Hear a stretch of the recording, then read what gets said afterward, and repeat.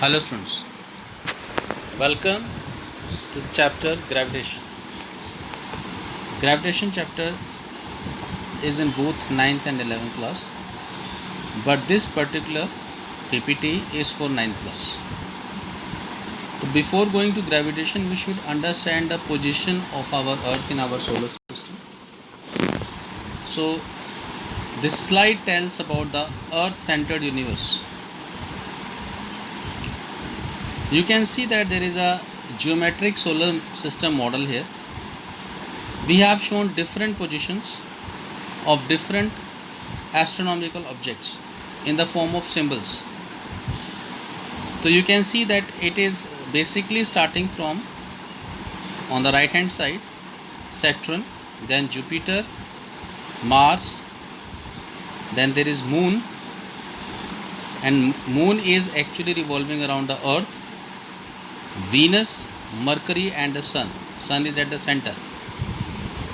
So a geocentric Earth-centered solar system is often credited to Ptolemy, an Alexandria Greek, although idea is very old.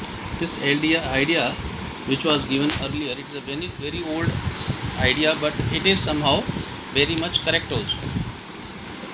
Now move to the another law which was given by Kepler. What he said actually, Kepler determined that the orbit of the planets were not perfect circles but ellipses with the sun at one of the focus. As you can see that the sun is there and planet is revolving around it, and the that orbit is not circular, it is somehow ellipse. Now what Kepler's second law says, Kepler determined that a planet moves faster when near the sun and slower when far from the sun. It has to just overcome centripetal force. Clear? So you can see that the planet, when it is close to the sun, it is faster, and when it is far distance, it is slow. Clear? If it is not faster near the sun, it will be attracted by it because of its gravitational force of attraction, and if it will not be slowed down when it is far away, then it can go out of the gravitation field of the sun. Now we talk about the concept the apple and the moon. Isaac Newton realizes that the motion of a falling apple and the motion of the moon were both actually the same. Motion caused by the same force, and this force is known as gravitational force. This is a very famous and important thing told by the Newton. Clear? Now we talk about universal gravitation. We all are connected with each other, whether it is a very heavy planet, whether apple, anything, we all are connected with a gravitational field. Newton's idea was that gravity was a universal force acting between any two objects. It acts between any objects, and it is always attractive in nature. Now at the earth's surface, what happens? Newton knew that the gravitation force on the apple equals the apple's weight, which is mg, where g is 9.8 meter per second square, m is the mass. So weight is basically that force with which earth attracts, or any planet attracts, or any astronomical body attracts an object towards its center. It is a force. Its unit is Newton, and the thing which we weigh is our mass. We always often said it's my weight. It is wrong.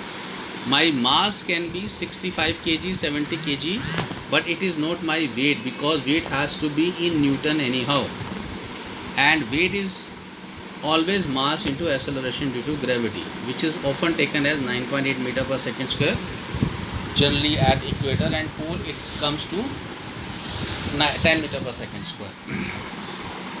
Now move to the next part. Weight of the moon. Newton reasoned that the centripetal force on the moon was also supplied by the earth's gravitational force.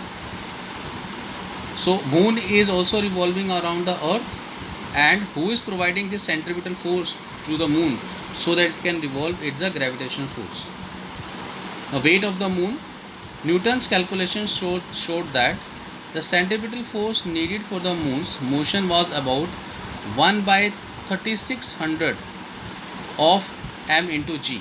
However, m is the mass of the moon and g is the acceleration due to gravity. This was a calculation done by Newton. Weight of the moon.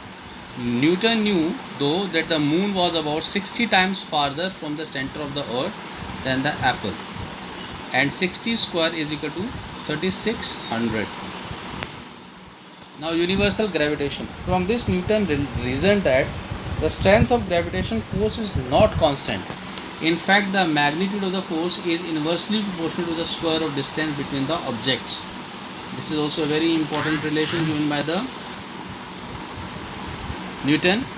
Newton's concluded that the gravitation force is directly proportional to the mass of the both objects, and it is also inversely proportional to the distance between the two objects, or between the objects, sorry. Law of universal gravitation. In symbols, Newton's law of universal gravitation is gravitational force is equal to G m into m by r square. G is a constant of proportionality. It is known as gravitational constant. This is constant everywhere in the universe. Has a value 6.67 in 10 raised to minus 11 Newton meter square per kilogram square. Capital M can be the mass of anything, and small m can be also the mass of any object. And r is the distance between them. Now, inverse square law. Newton's law of universal gravitation is often called an inverse square law, since the force is inversely proportional to the square of the distance. That's why it is known as inverse square law. If we plot the graph between gravitation force and the distance between the object, so you will get 4 times the force at half the distance. You get 1 by 4 the force at twice the distance. You may get 1 by 9 the force at 3 times the distance. You may get 1 by 16 the force at 4 times of the distance, because it is inversely proportional to r square, and the formula is gmm by r square. Now move to the gravitational field. What the gravitational field says. During the 19th century, the notion of the field entered physics via Michael Faraday. Objects with mass create an invisible disturbance in the space around them that is felt by the other massive object. That is a gravitational field. The gravitational field again, so since the sun is very massive, it creates an intense gravitational field around it, and the earth responds to the field. No more action at a distance. Clear? Now gravitational field strength, it says what? To measure the strength of the gravitational field at any point, measure the gravitational force exerted on any test mass m. Now how we measure the gravitational field strength? It is G is equal to force by mass. Force is a gravitational force acting between the two bodies. M is the mass who is experiencing that gravitational field. Now gravitational field strength says what? Near the surface of the earth, G is equal to F by m. It is 9.8 Newton per kilogram is equal to 9.8 meter per second square also. In general, the formula between capital G, capital mass, this is the mass of the earth, and small g, this capital M is the mass of the planet or any heavenly object whose gravitational field strength we are measuring. Where m is the mass of the object creating the field, definitely. R is the distance from the object's center. Clear? And G is 6.6 10 raised to minus 11 Newton meter square per kilogram square. R is not a radius, again I am saying R is a distance of the object where it is from the center of any planet or any astronomical object. Gravitational force. If G is the strength of the gravitational force at some point, then the gravitational force on an object of mass m at that point is F gravitational field is equal to mg. If G is the gravitational field strength at some point in Newton per kilogram, then the force fall acceleration that point is also G in meter per second square. Gravitational field inside a planet. How it will be? If you are located at a distance r from the center of a planet, all of the planet's mass inside a sphere of radius r pulls you towards the center of the planet. All of the planet's mass outside a sphere of radius r exerts no gravitational field on you. As we can see this also with the help of this diagram, gravitational field inside a planet, the blue shaded part of the planet pulls you towards point C, the gray or white, you can say, part of the plant does not pull you at all. It is actually beyond its region. Now we talk about another part of this chapter, pressure and thrust. So what is thrust actually? Thrust is a force acting on an object perpendicular to the surface. Whenever force is acting perpendicular on the surface, that is known as thrust. Its unit is Newton. Pressure is thrust acting on a unit area, and it is known as pressure.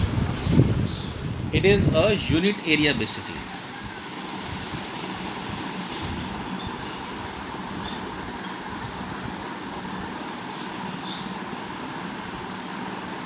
Okay.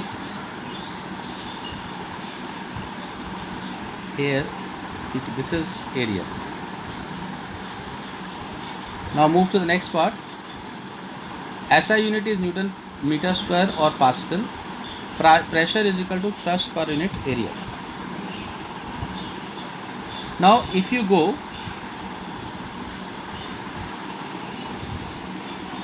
through diagram, you can see that there is one finger is at the surface, where on the another side of the right hand side, the force is applied by the complete hand. Now where finger is touching, that area is very small, so that is pressure is equal to force upon area. In this situation, pressure will be high. Where area of contact is small, pressure is high because it is inversely proportional to area. In both the cases, thrust is same as the weight of your arm is same. Pressure in the first picture is more as the surface area is less than the surface area in the second picture. It means we are applying the same force in both situations. But area of contact in the case of finger is very small, that's why pressure is high.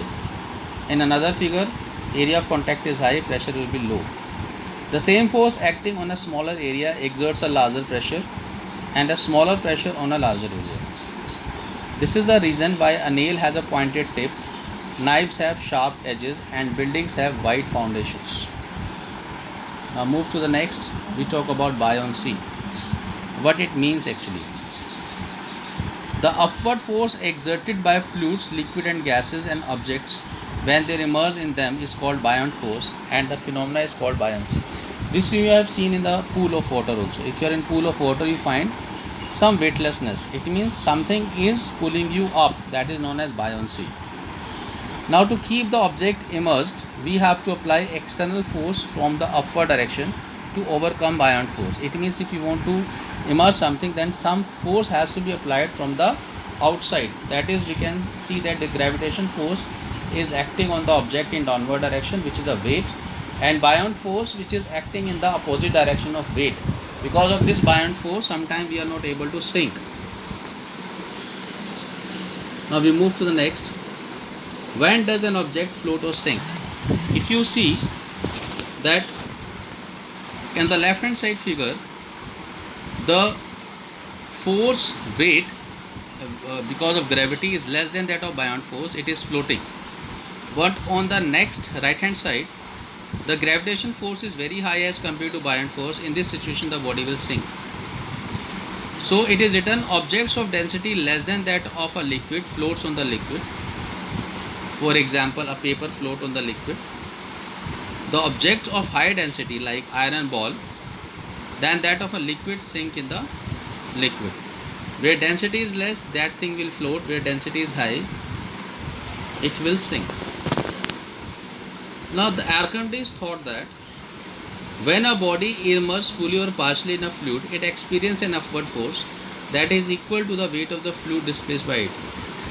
You can see that there is one ship inside the water. Its weight is acting in the downward direction, and it will also displace some water. An amount of the weight of the water displaced by it is equal to the upward force, and this is also known as buoyant force. Because of this, it depends whether the body will sink or float. That's why the boats and ship has a particular shape, so that they can get maximum buoyant force, so that they can float. If the weight of the water displaced is less than the weight of the object, the body will sink, the object will sink. Archimedes' principle has many applications. It is used in designing ships and submarines. Lactometers, which are used to determine the purity of sample of milk. Hydrometers used for determining density. Now the another part is, which is also very important part, is the relative density. The relative density of a substance is the ratio of its density to that of water. Relative density is a ratio, that's why it has no unit. Now what is density? Density is mass upon volume. It is kilogram per meter cube, and relative density is density of substance divided by density of water. What is the density of water? 1000 kilogram per meter cube or 1 gram per centimeter cube. Now this ends your gravitation chapter.